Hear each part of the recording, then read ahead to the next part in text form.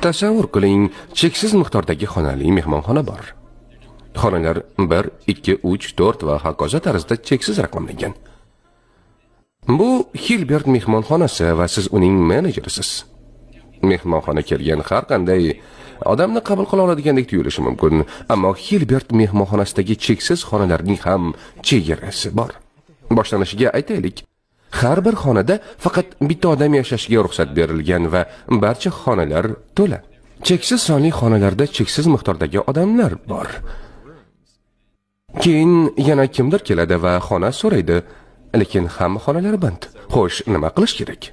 Menejer ularni qaytarishi mumkin, lekin biz cheksizlik haqida bilamiz. U tuganmas axir. Shunday qilib barcha mehmonlarga bir xona pastga ko'chishlari aytiladi.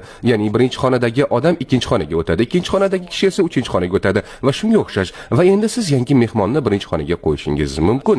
Agar 100 kishilik avtobus kelib qolsa, nima qilish kerakligini aniq bilasiz. Shunchaki hammani 100 xona pastga ko'chiring va yangi mehmonlarni bo'sh xonalarga joylashtiring. Ammo endi aytaylik, cheksiz uzunlikdagi avtobus paydo bo'ldi va unda cheksiz odamlar bor. Cheklangan sonli odamlar bilan nima qilishni bilar edingiz, lekin cheksiz odamlar bilan nima qilasiz?